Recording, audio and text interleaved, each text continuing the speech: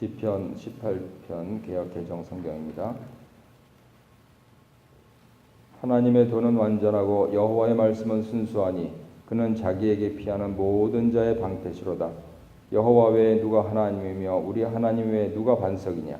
이 하나님이 힘으로 내게 띠띠우시며 내 길을 완전하게 하시며 나의 발을 암사슴 발 같게 하시며 나를 나의 높은 곳에 세우시며 내 손을 가르쳐 싸우게 하시니 내 발이 놋활을 당기도다.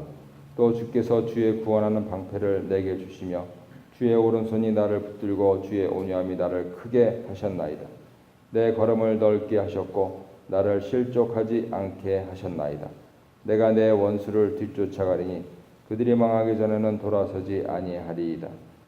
내가 그들을 쳐서 능히 일어나지 못하게 하리니 그들이 내 발 아래에 엎드러지리이다. 주께서 나를 전쟁하게 하려고 능력으로 내게 띠띠우사 일어나 나를 치는 자들이 내게 굴복하게 하셨나이다. 또 주께서 내 원수들에게 등을 내게로 향하게 하시고 나를 미워하는 자들을 내가 끊어버리게 하셨나이다. 그들이 부르짖으나 구원할 자가 없었고 여호와께 부르짖어도 그들에게 대답하지 아니하셨나이다. 내가 그들을 바람같이 티끌같이 부서뜨리고 거리에 진흙같이 쏟아버렸나이다. 주께서 나를 백성의 다툼에서 건지시고 여러 민족의 으뜸으로 삼으셨으니 내가 알지 못하는 백성이 나를 섬기리이다. 그들이 내 소문을 들은 즉시로 내게 청종하며 이방인들이 내게 복종하리로다. 이방 자손들이 쇠잔하여 그 견고한 곳에서 떨며 나오리로다. 여호와는 살아계시니 나의 반석을 찬송하며 내 구원의 하나님을 높일지로다. 이 하나님이 나를 위하여 보복해 주시고 민족들이 내게 복종하게 해 주시도다. 주께서 나를 내 원수들에게서 구주하시니 주께서 나를 대적하는 자들의 위에 나를 높이 드시고 나를 포악한 자에게서 건지시나이다. 여호와여, 이러므로 내가 이방 나라들 중에서 주께 감사하며 주의 이름을 찬송하리이다. 여호와께서 그 왕에게 큰 구원을 주시며 기름 부음 받은 자에게 인자를 베푸시며 영원토록 다윗과 그 후손에게로다. 아멘. 메시지 성경입니다. 하나님은 얼마나 놀라우신가. 그분의 길은 쭉 뻗은 평탄대로 하나님께서 가라 하시는 길은 모두 검증된 길. 그분은 누구든 달아나 몸을 숨길 수 있는 은신처. 하나님 같은 신이 있느냐? 우리의 반석이신 그분 같은 신이 내 손에 무기를 쥐어주시고 똑바로 겨누게 하시는 하나님 같은 신이 나 사슴처럼 뛰며 산 정상에 올랐다. 그분이 내게 싸우는 법을 가르쳐 주셨다. 나 청동활도 당길 수 있다. 주님은 내게 구원을 갑옷처럼 입혀 주십니다. 굳센 팔로 나를 붙드시고 부드러운 손길로 나를 어루만지십니다. 주께서 내가 선 땅을 든든하게 하시니 내가 확고히 서서 흔들리지 않습니다. 내가 원수들을 뒤쫓아가 그들을 붙잡았습니다. 그들이 기진하기까지 절대 놓지 않았습니다. 그들에게 강탈을 먹이고 그들을 아주 쓰러뜨렸습니다. 그런 다음 그들을 깔아뭉갰습니다. 주께서 나를 무장시켜 이 싸움을 하게 하셨습니다. 주께서 그 거만한 자들을 박살내셨습니다. 나의 원수들 주님 앞에서 꽁무니를 빼고 나를 증오하던 그들 내가 쓸어버렸습니다.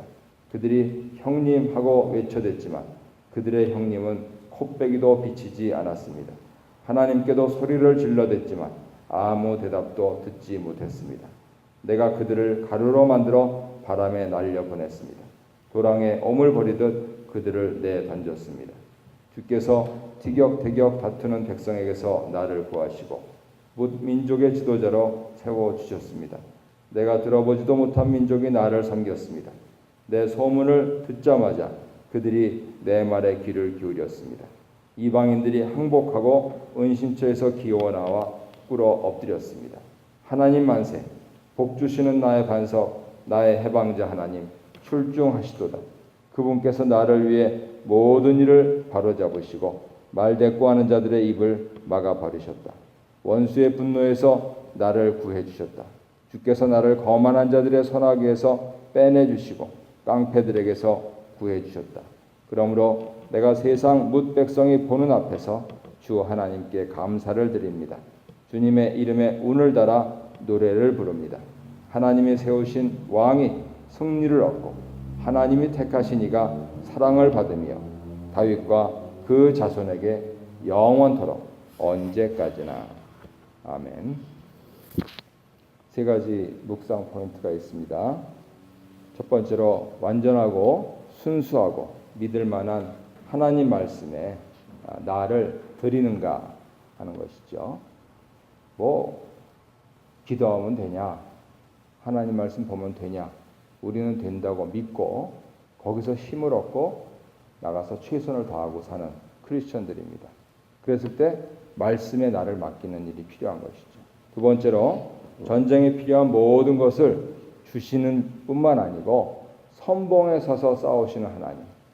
우리 자녀들, 공부하는 자녀들, 이제 새내기 직장인들, 새롭게 또 가정을 출발하려고 하는 그러한 2세들이 있는데, 내가 나가서 살지만 하나님이 내 앞에서 먼저 살아주시고 그것도 앞에 있는 거 다 치워주신다 하는 그러한 믿음이 있으면 얼마나 든든합니까?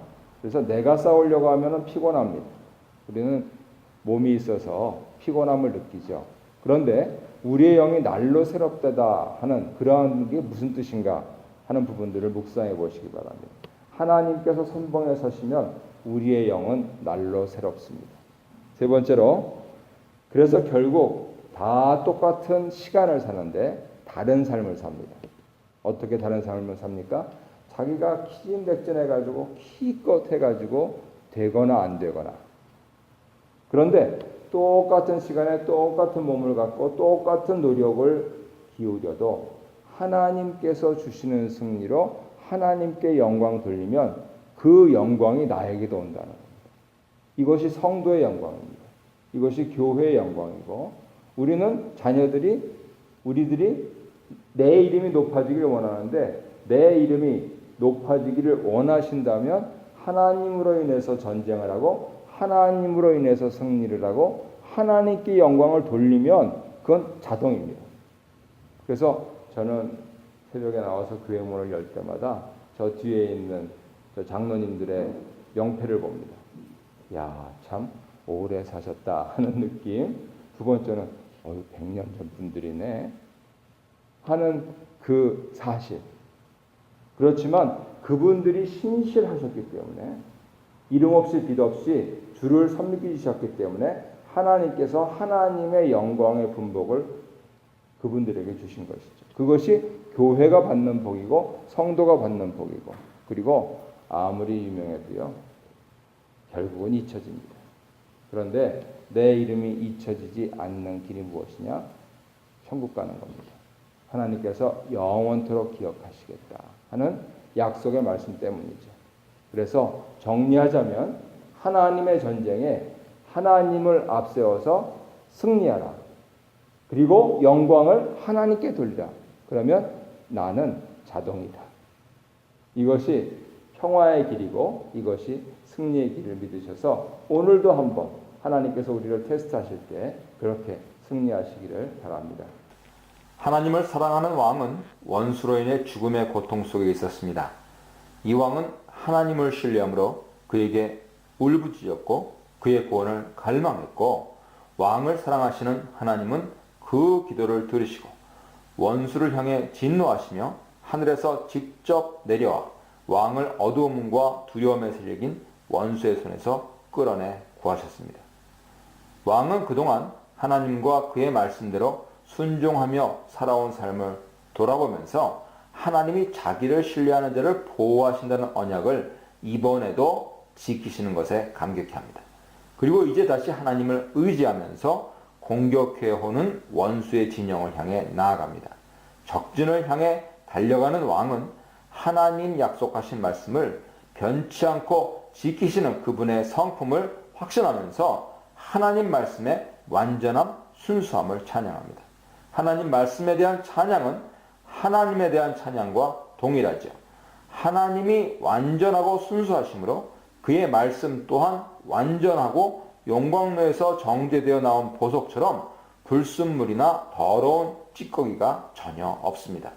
또한 하나님은 왕에게만 방패와 반석이 되시는 것이 아니라 하나님을 피난처로 삼는 모든 자에게 방패와 반석이 되어 주십니다. 그분은 세상에서 유일한 능력의 하나님이시죠. 이제 왕은 전쟁의 실제 상황을 구체적으로 설명합니다. 능력의 하나님은 왕에게 전쟁에 필요한 힘과 지혜를 주셔서 원수를 대면할 수 있게 준비해 주셨습니다.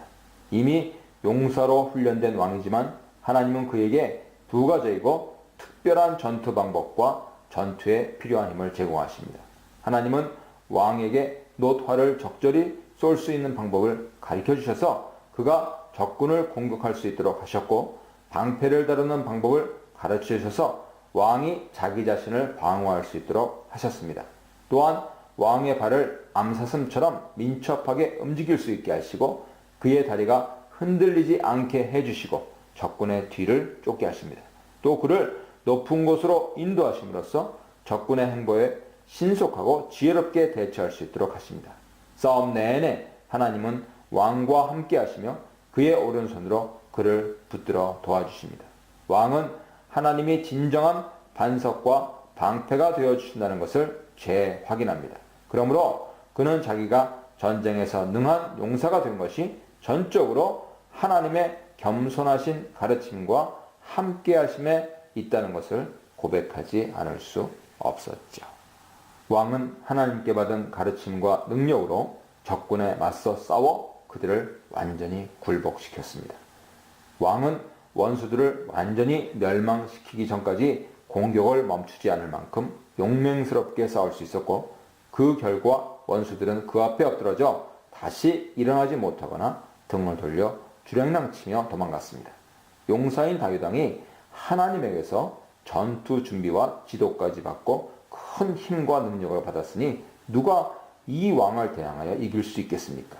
그러나 왕은 자기를 미워하며 죽음의 위협을 가한 원수들과 싸워 전쟁에서 승리한 것이 전적으로 하나님의 도움과 가르침에 달려있음을 거듭 선포합니다. 왕이 환난을 당해 하나님께 간구했을 때 하나님은 직접 하늘에서 내려와 손을 뻗어 왕을 건지셨으나, 원수들이 환난을 당해 누군가를 불러도 달려와서 그들을 구해줄 자가 없으며 그들이 하나님께 부르짖어도 하나님은 그들에게 절대 응답하지 않으십니다. 이들은 왕처럼 하나님의 말씀대로 살았노라 말할 수 없는 자였고, 하나님께서 기뻐하시는 자를 미워하고 해치려 한 자들이었기 때문입니다. 악을 행한 원수들은 그들이 뿌린 그대로 왕에게 패배하여 바람에 날리는 티끌과 거리의 먼지처럼 무기력하고 쓸모없는 최후를 맞이하게 되었습니다. 43절로 45절입니다. 하나님의 적극적인 도움으로 왕이 원수와 치른 전쟁에서 승리를 거둠으로 전쟁이 끝났습니다. 이제 왕은 이방 민족 중에서 우두머리가 되었습니다. 그러므로 왕의 백성도 군말 없이 그를 따르고 왕이 알지 못하는 백성들조차 그의 승리의 소식을 듣고 왕 앞에 떨며 나와 항복하며 그의 말에 복종합니다. 왕은 여전히 이 모든 공로를 하나님께 돌립니다.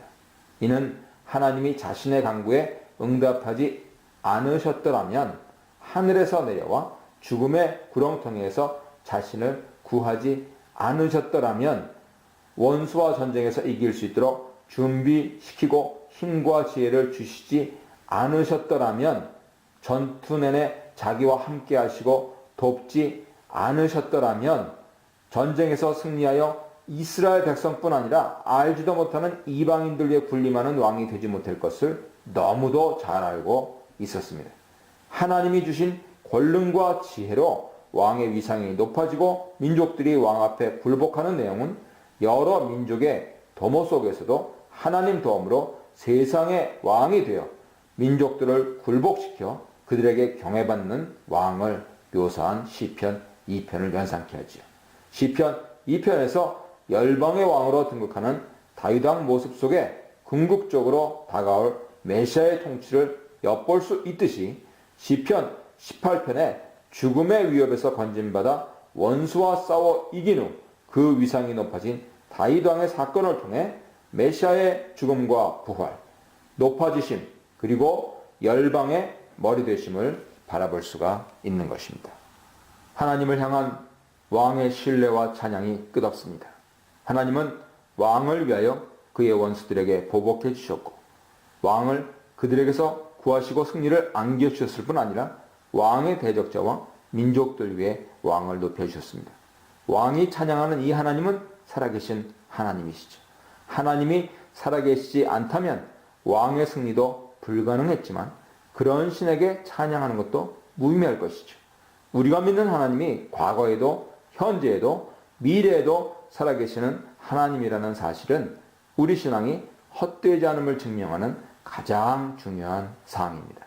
우리가 믿는 신이 유한하다면 우리 믿음도 유한할 따름이죠. 그러므로 성도는 하나님이 생명의 원천이시며 생명이 없는 흙에서 생명을 창조하신 분이며 죽음 후에도 생명을 영원히 지속시킬 수 있는 분이라는 점을 확실히 알고 믿고 인정하고 살아야 합니다. 하나님이 그의 아들 예수님을 인간의 죄를 대신 지고 십자가에 죽게 하신 후 그를 죽음에 내버려 두지 않으시고 다시 살아나게 하시고 그에게 영생을 주신 것, 그가 부활의 주로 하늘 보좌 우편에 앉히신 것은 같은 의미를 내포하지요. 살아계신 하나님은 여전히 왕이 피난처로 삼는 구원의 반석이십니다.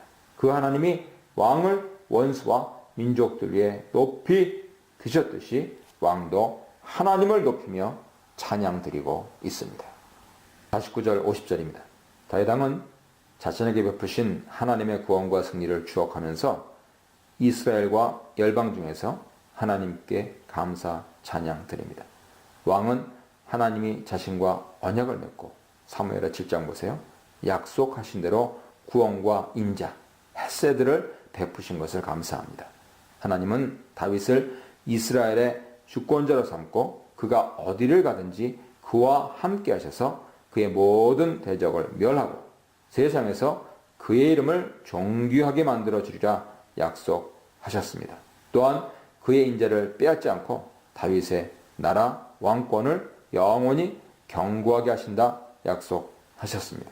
왕은 하나님이 이 언약을 기억하시고 자신에게 구원과 인자, 헤세드를 베푸신 것을 감사하고 감격하면서 앞으로도 하나님의 구원과 인자가 기름 부음 받은 자신뿐 아니라 자기의 후손에게 영원히 계속되기를 소망 기도드리고 있습니다.